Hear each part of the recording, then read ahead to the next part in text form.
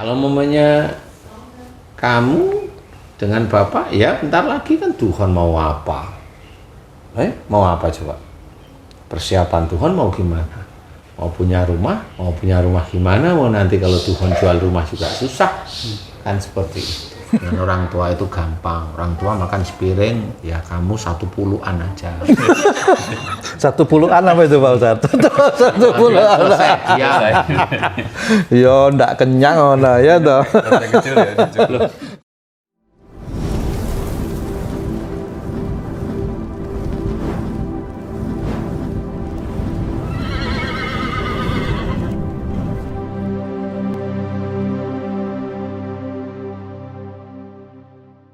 Bismillahirrahmanirrahim. Assalamualaikum warahmatullahi wabarakatuh.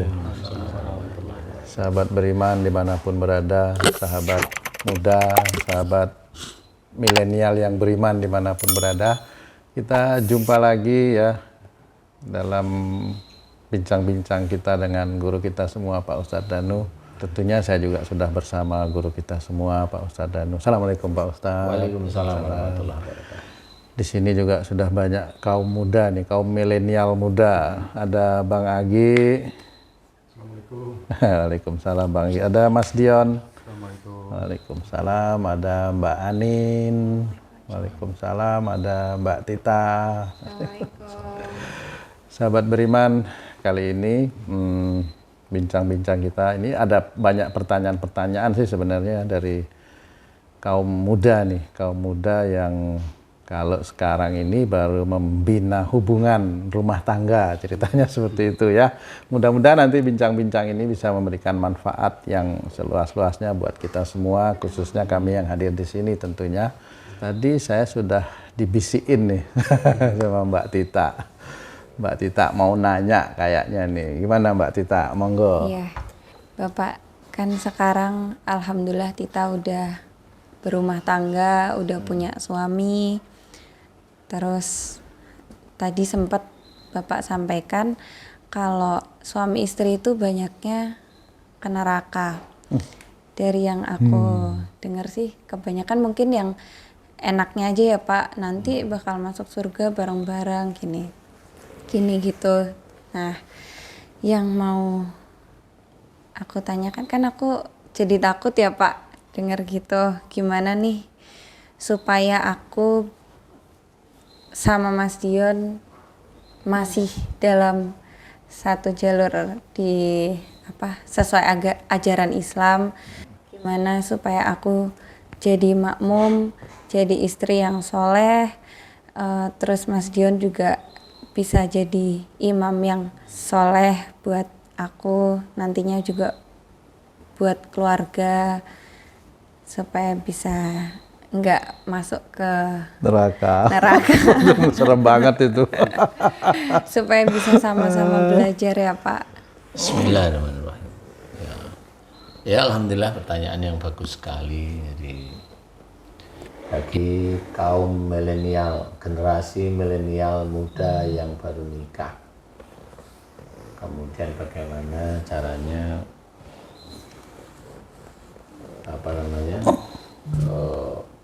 bisa dekat sama Allah, karena sebenarnya proses mau menuju surga itu atau akhirat itu kayak cerita dari Jogja menuju Jakarta. Nanti di Jakarta pokoknya bisa ke Monas enak, di Monas bisa foto-foto, ini kan euforia dulu nih di Monasnya. Ya, di Jakarta enak, bisa kemana? Bisa ke Dufan. Di Dufan gini, ini kita itu masih di Jogja. Jakarta itu akhirat nih ceritanya. Kita masih di bumi nih ceritanya. Rata-rata orang itu bercerita seperti itu, enaknya di surga, enaknya Jakarta, enaknya di Dufan. Cerita enaknya. Padahal kita di Jogja itu mau berangkat ke Jakarta itu harus disiapin uangnya, harus disiapin kendaraannya, harus sekarang tol itu mamanya ganjil genapnya, kan gitu harus. Nggak boleh lebih dari 100 km. 100 km, kan gitu. Nah, ini yang orang itu jarang mengajak berpikir ke arah sana. Hanya cuma takwa pada Allah, sholat, baca Quran, puasanya seperti itu. Kemudian yang lain-lain ya, yang lain-lain, tapi tidak secara spesifik itu diceritakan.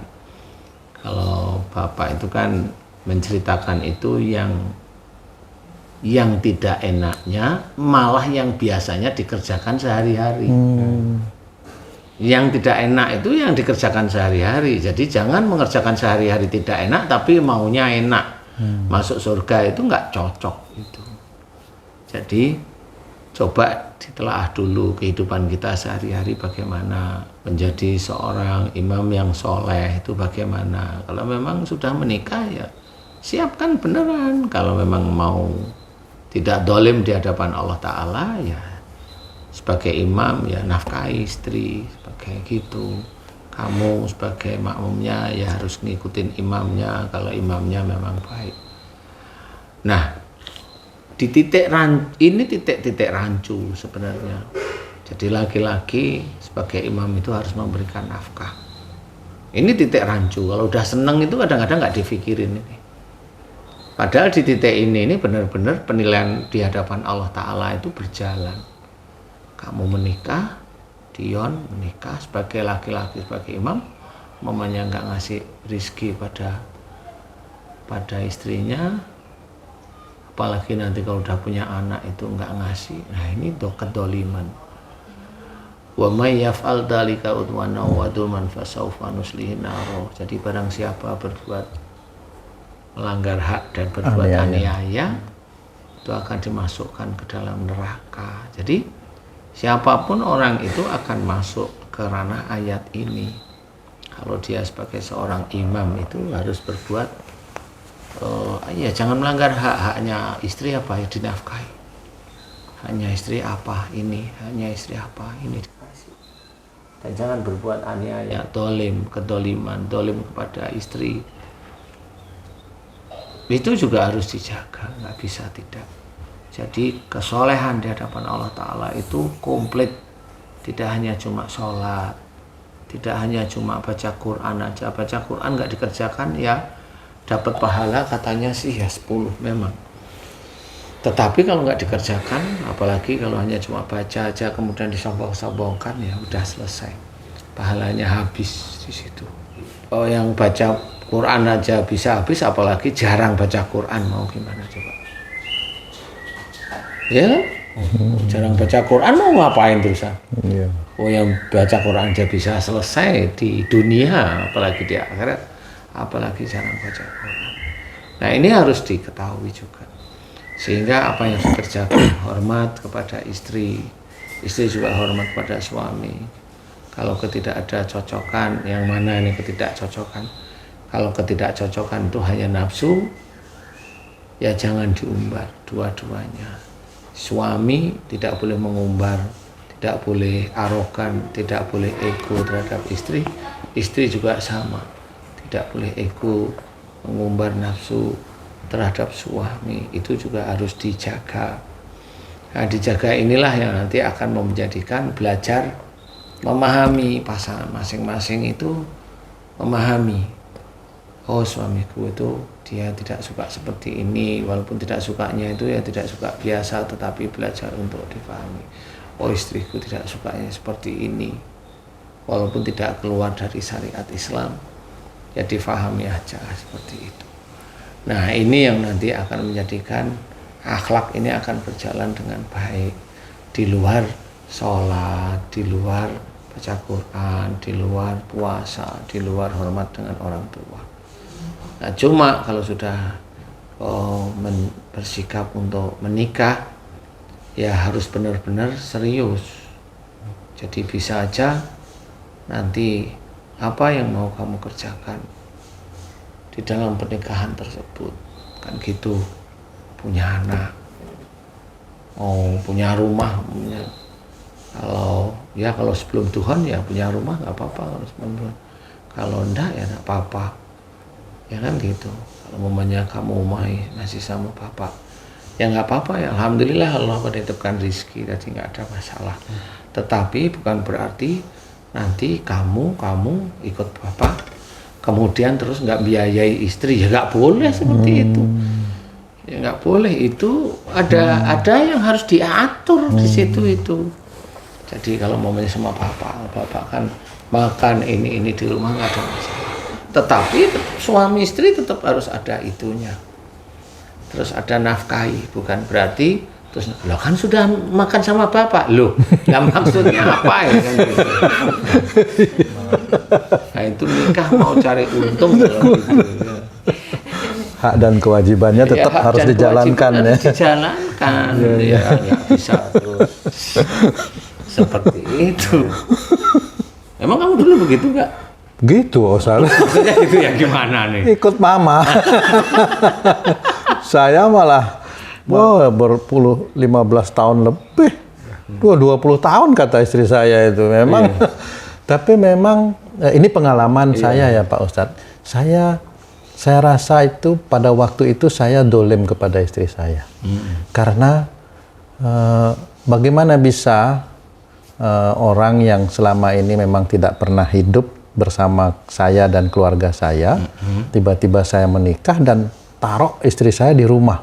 Ini saya sendiri bisa merasakan bagaimana beliau, istri saya tersiksa gitu ya. Apalagi setelah beliau istri saya ini ngomong ke saya. Ngomongnya? Kau enak aja kau keluar. Aku ini yang nerima di rumah ini semua ini. Waduh, sampai satu ketika itu saya bingung harus membela ibu saya atau istri saya Pak Ustadz. Karena ada satu keributan kecil lah gitu. Kalau enggak salah itu kan, wah ini jadi gimana nih? Jadi menceritakan, ya seperti itu. Akhirnya saya sendiri. Ada keributan kan? Ya ada keributan, saya sendiri bingung. Saya harus bela siapa? Bang Ani saya bingung bela atau Pak Ustadz? Kamu Pergi. Aduh. Lah kan jadi dolim bertubi-tubi akhirnya itu. Dolim bertubi-tubi. Iya, memang karena waktu itu memang diajain sih sama mama papa, dah kamu tinggal di sini aja gitu. Jadi kadung enak itu Pak. Jadi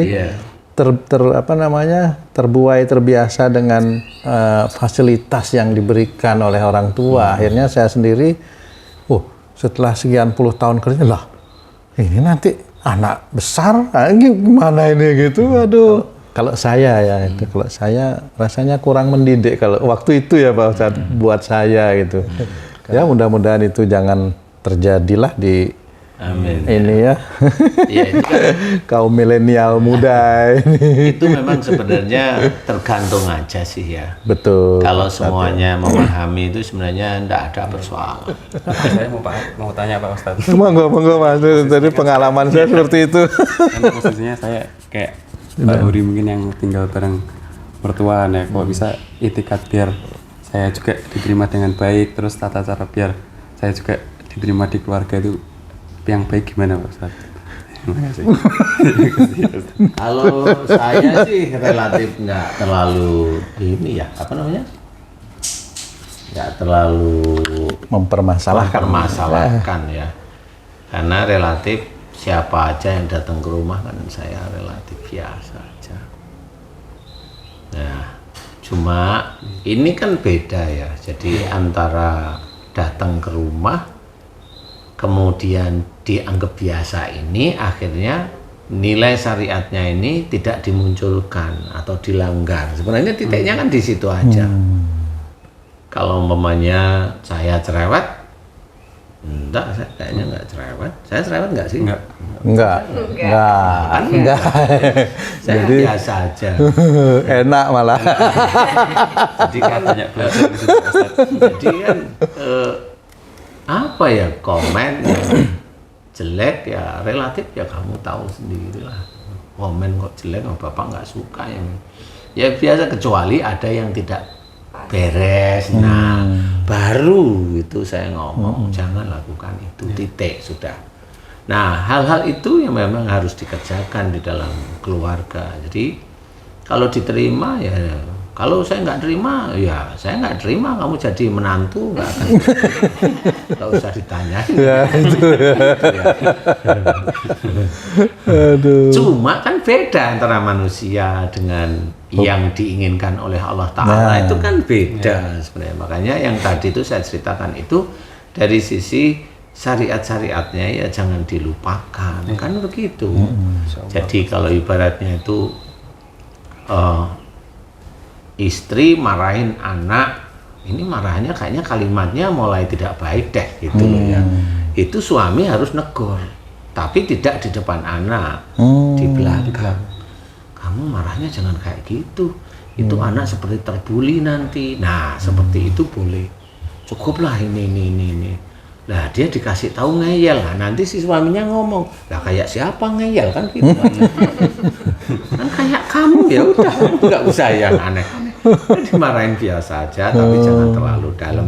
Itu cara-cara mendidik sama. Jadi si istri biar marahin anak, tapi kelasnya marah-marah yang mendidik ya. Ya mendidik aja, jangan sampai anak itu seperti terdolimi, jangan seperti itu. Karena anak kan tetap ada perasaan juga. Jadi boleh seperti itu, tapi tidak di depan anak. Karena kalau di depan anak merasa dibela. Lah kan beda lagi cara-cara seperti itu. Nah, ini yang harus diketahui. Jadi bukan terus gimana saya bisa diterima baik di rumah, bayar.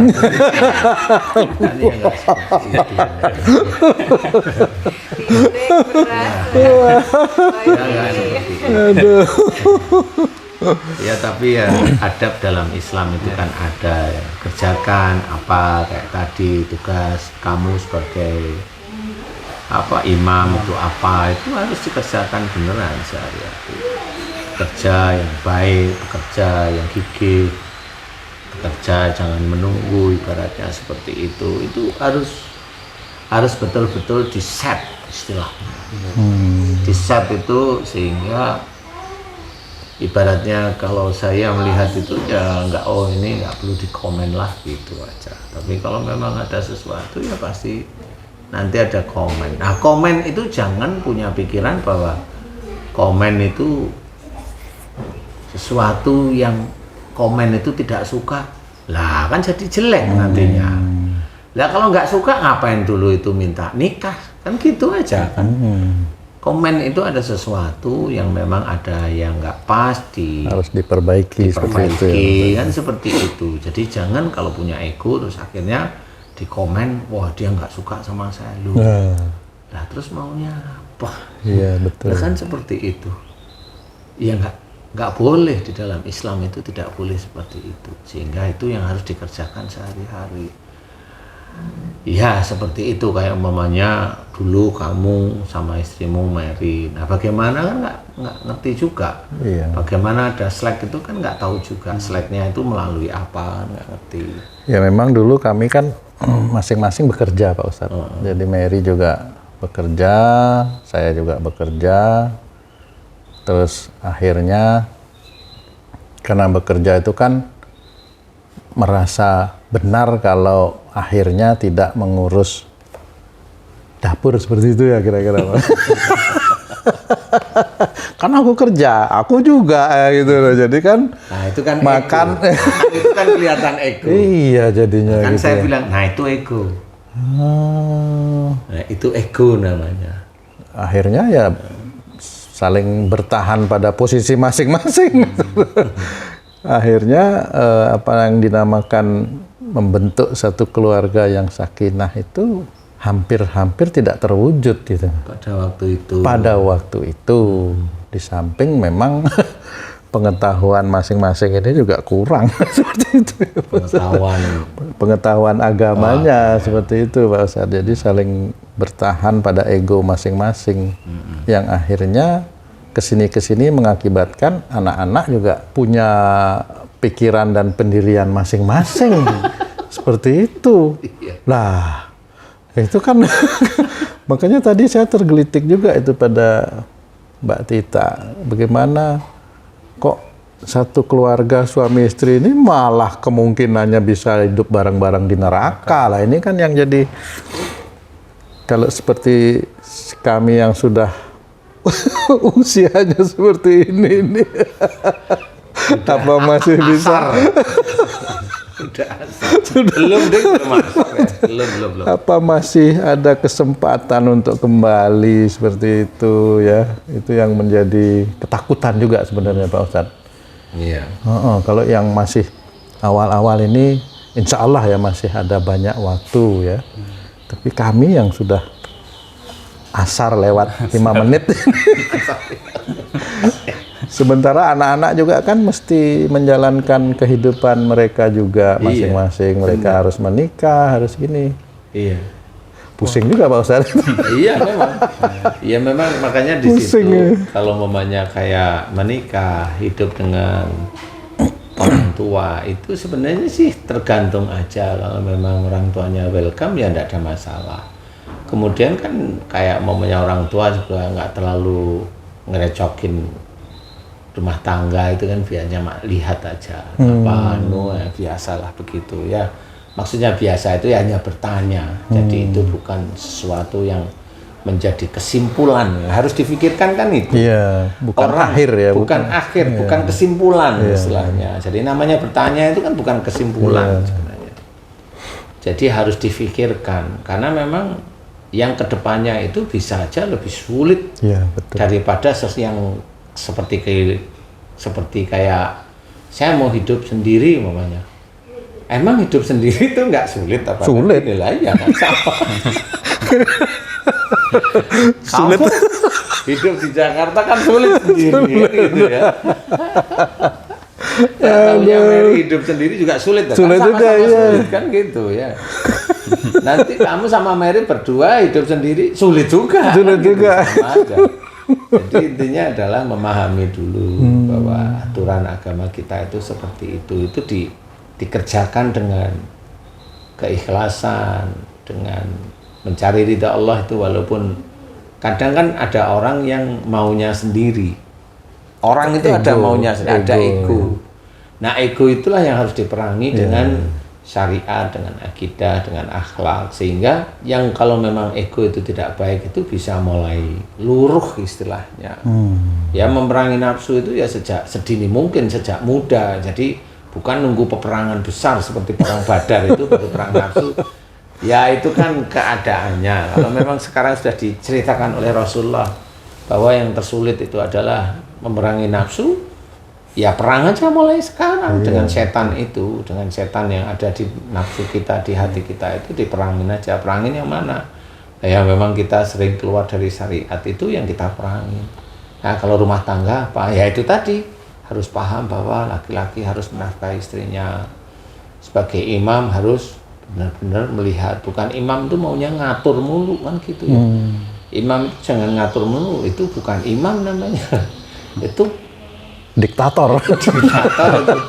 Imam itu kan ya lihat kekurangannya ada enggak. Kalau memang enggak ada ya disemangati, alhamdulillah sudah baik. Kan seperti itu.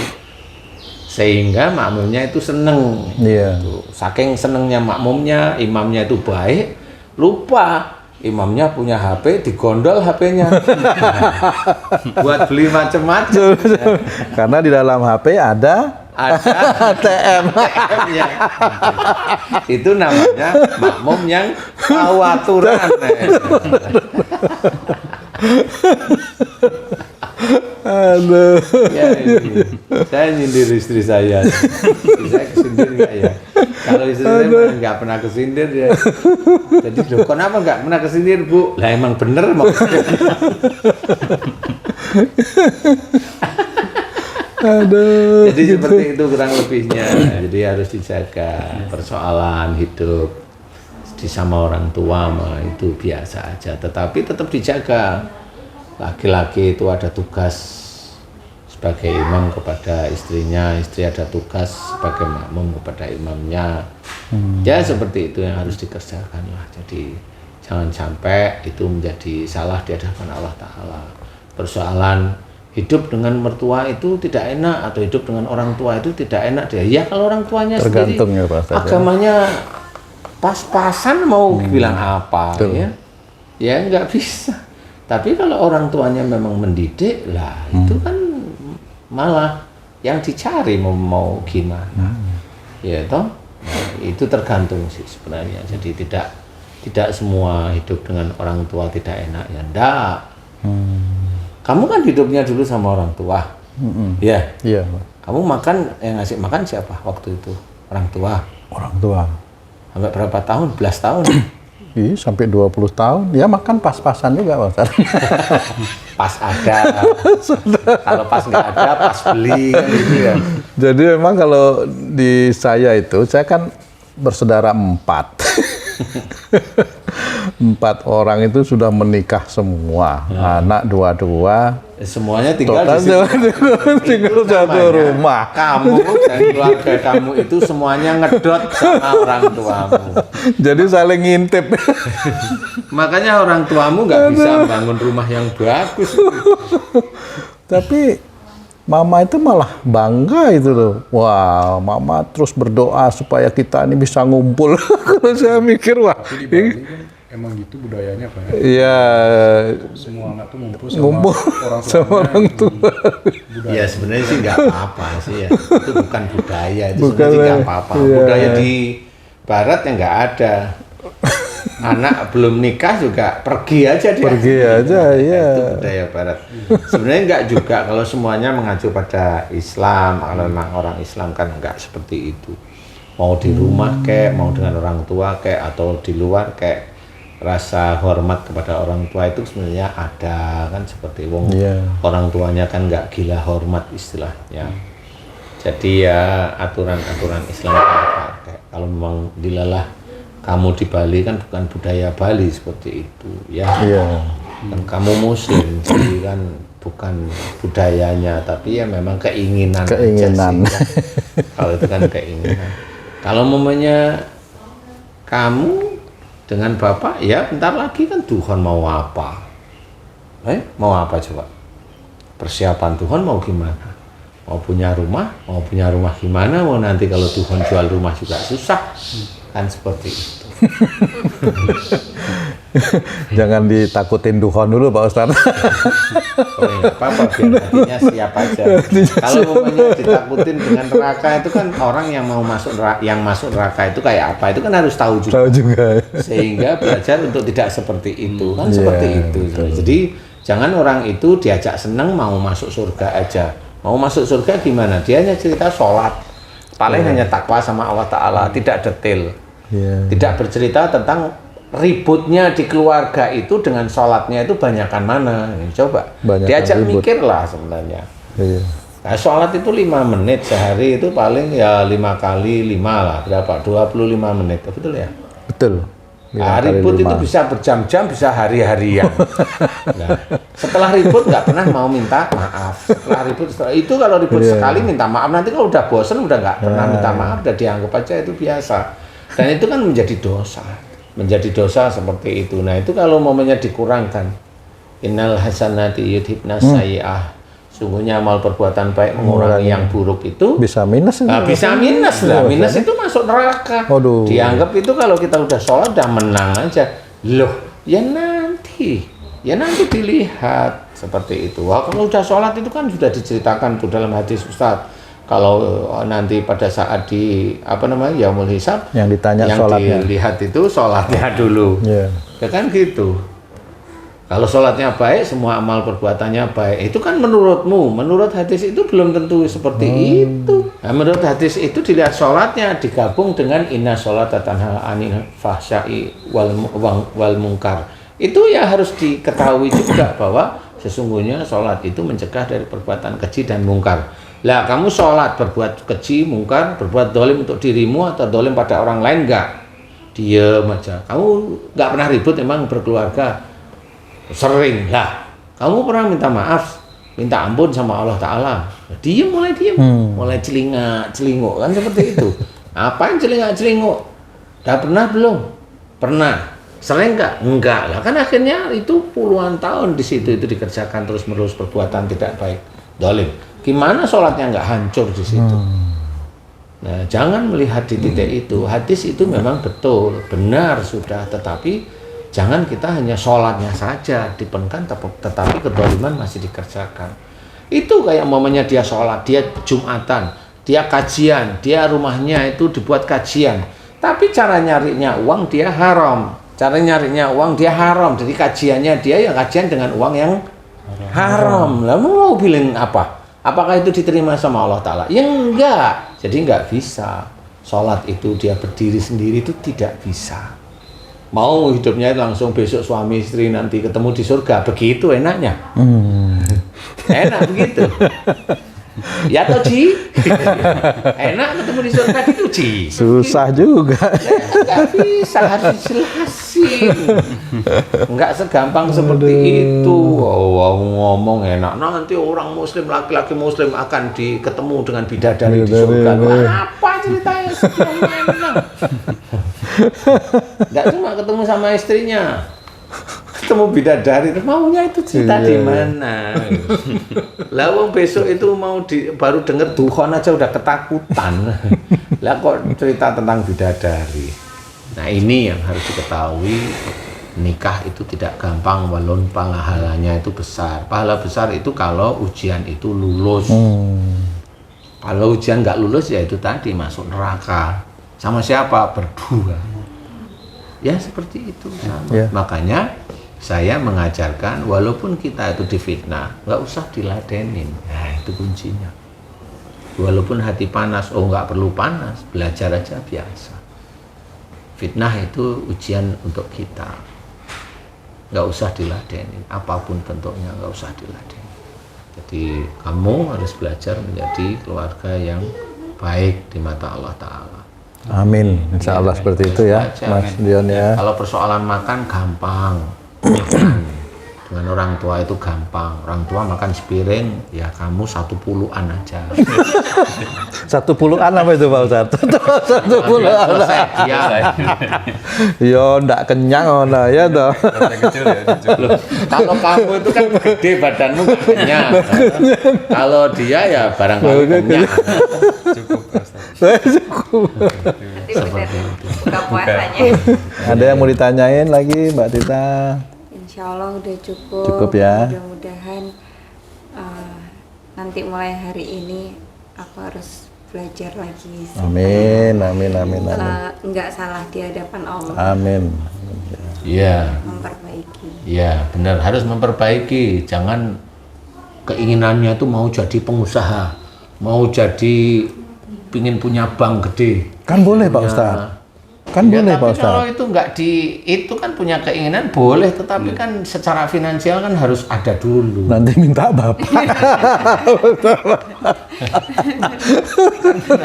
Kan katanya gantungkan cita-citamu setinggi langit. Nggak dapet cita-cita sente. Kalau saya sih serahkan aja sama Allah. Nah, itu yang lebih Ikhtiar tepat, tetap. Nanti kan ada petunjuk dari Allah Ta'ala, kan kita insya Allah diizinkan tahu. Ya, mudah-mudahan ini bisa menjadikan pelajaran, menjadi kebaikan, dan bagi generasi milenial juga mudah-mudahan bisa dipahami. Amin. Jangan asal merasa sekolahnya di luar negeri terus nanti hidupnya mapan. Saya punya teman itu sekolah di luar negeri sampai sekarang ya hidupnya mapan sih, tapi ikut istrinya. Numpang. Masya Allah. Numpang terus, tapi sekolahnya di luar negeri ya. Kan sekolahnya keren, tapi ya numpang lah hidupnya. Tapi kalau itu bisa masuk surga, lewat mana ya kira-kira? Kan begitu aja kalau saya. Mau lewat mana dia? Kalau sebagai suami aja nggak nafkahi istrinya, mau lewat mana? Surga lewat mana sih? Mau lewat sholat berapa menit? Makan, hidup, numpang itu udah tahunan, bukan menitan itu. Mau masuk surga lewat mana? Malah tanya saya. Ya, mudah-mudahan bisa manfaat lah ya. Baik Pak Ustadz ya, terima kasih Pak Ustadz ya. Mbak Tita cukup ya Mas Dion. Terima kasih Pak Ustadz, terima kasih. Ya, sama-sama. Baik sahabat beriman, demikian tadi perbincangan kita nih anak-anak muda dengan guru kita semua Pak Ustadz Danu. Mudah-mudahan ini bisa memberikan manfaat yang seluas-luasnya buat kita semua, bisa meningkatkan keimanan dan ketakwaan kita kepada Allah. Insyaallah.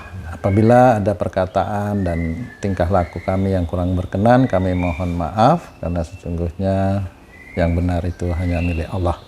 Billahi taufiq wal hidayah. Wassalamualaikum warahmatullahi wabarakatuh. Waalaikumsalam warahmatullahi wabarakatuh. Terima kasih Pak Ustadz. Alhamdulillah.